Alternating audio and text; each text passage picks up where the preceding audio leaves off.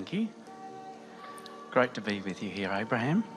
There's been a theme in my life of searching for connection, which is part of this beautiful experience. It's everything we're talking about, isn't it? Yeah. And I've often heard we talk a lot about meditation as one way to really connect It's and the quieten best our way. minds. Yeah. But I feel that there are, and I suppose what I wanted to explore was A less effective way? other ways, and perhaps that's what we mean by meditation. Like, for example, during a couple of breaks, I've often gone outside, just stood on the edge of the ship, and just been completely open to what might call to me. And in doing so, I've often found myself having an amazing spiritual, uplifting experience where I come back here and just feel great, feel at peace, feel like I've lifted my vibration quite a lot. And so I guess had a bit of a question around that and meditation. And Well, we would rather see you in a state of appreciation really than in a state of meditation, because in either case there's no resistance, and in an appreciation there's a full awareness of what you are appreciating. So we think of meditation as a tool to allow you to release thoughts that are hindering you from a higher vibration.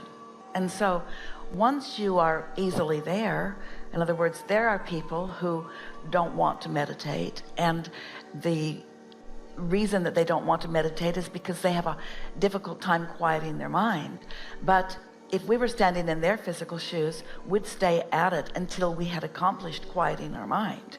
That's why we were playing with you a little bit, because it is the most effective tool that we know of for releasing resistance and therefore allowing the higher vibration. For example, let's go back to a practical application. Let's say that you are conversing with or even thinking about someone who's important to you, and you are feeling negative thoughts about them as you are thinking that. Well, that just means that you're not under the influence of Source while you're thinking about them. And so that just means that the influence that you are offering to them is not one that is necessarily beneficial. But this is the point that we really want to make. We're not asking you to get tuned in so that your positive expectation of someone will change their behavior, because it's not your job to change someone else's behavior. We're asking you to get tuned in so that your observation of them or their interaction of them, we're asking you to affect your own point of attraction, not someone else's behavior. And there's a big difference. If you are caring about tending to your own point of attraction rather than the behavior of something, it's a much simpler thing to do. So in the example that you have offered us, since you were clearly already under the influence of pure positive energy, and then you were inspired to go out onto the deck and observe something, so that being under the influence of that, what you experienced was a very good feeling experience. That's because your point of attraction was already in that place where what you were attracting was the idea to do this, and then that experience, and then that experience. We say to you, in the simplest of terms, you create your own reality, and the reason you do is because you constantly offer a vibration to which the law of attraction is responding. And so everything that we are offering with every conversation that we have is about you deliberately controlling your own point of attraction. And so when you put it in those terms, you're not trying to control your mate or your lover or your children or anyone. You're not trying to control their behavior. You are simply wanting to control your point of attraction, which means if you are tuned in, tapped in, turned on, and they're in your experience, you've attracted them when they are in vibrational harmonics with you, which means you're going to have a nice experience together. It really is that simple. Control your point of attraction. That's what this is all about. So if somebody gets into your experience and they are behaving just like you expected them to do, well, you're controlling your own point of attraction, but you're not doing it deliberately. Your expectation controls your point of attraction. And where are you getting your expectation? From Source or from someplace else? So what you just described to us was you received inspiration which affected you in a positive way. Yeah, and I think to wrap up the practical end of that for me, or what I'm getting from what you're saying, is I was inspired, I went out, but I was also very open. And in this case, Well, don't those go together? I was Yes. inspired because I was open. I was open to inspiration, and so I was inspired to go, and then the momentum of that just continued, It yes? did. And I didn't care about anyone else. I just cared about what was coming and kept following that and kept following that and kept following that. And Well, under it was those that path conditions, that opened anyone up. that would come to you in a situation like that, it would just be more of the same. When that really is your point of attraction, that's when the whale jumps. That's when you see something that you've been wanting to see. That's when you connect with thoughts and with nature and with others in a way that is pleasing to you. A point of attraction that is pleasing to you. Yeah, yeah.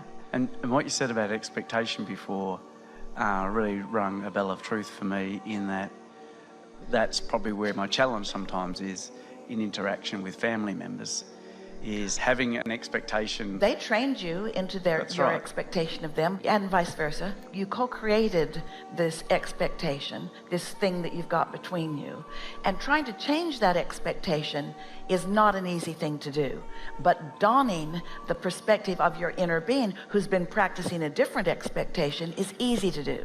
Which do you think would be easier? To step out of your influence of source and into some other influence and come across negative expectation of a person and know you're doing it and then try to change it right in the middle of that momentum, or to be in that place of neutrality by utilizing some method that you've discovered, tuning to the expectation that your inner being has about the world, about this person, about anything and everything, and now have a rendezvous with them, and your point of attraction having already been accomplished before they come into your experience.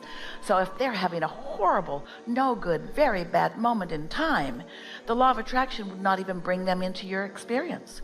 But if you're tuned in, tapped in, turned on, and they come into your experience, there's a high probability that they are ready to have a good co-creative experience with you.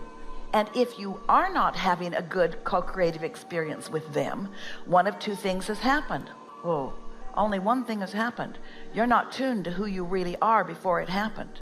If you are not having a good experience with someone, you have not tuned yourself to your inner being first. Period. That's why you want to give them all the credit for what went wrong. Think about those experiences where something goes wrong, and so you get an idea, well, I'll fix it in this way. And so you do that, and then it gets worse. And then you think, well, now I'll fix it in this way. And then it gets worse, and you think, now I'll fix it in this way. This is the stuff from which expectations are born. Life trains you. The results of your vibration gives you manifestations, and then you let those manifestations train you to more expectations. Wow. But there's another way, isn't there? Tune in to the expectations of someone who really knows, who has the big picture, who knows what you've lived and knows what you've asked for and knows how it all fits together. Yeah. Yeah. Then we Really can be good. true lovers of life. Really good. Thank you. Yeah.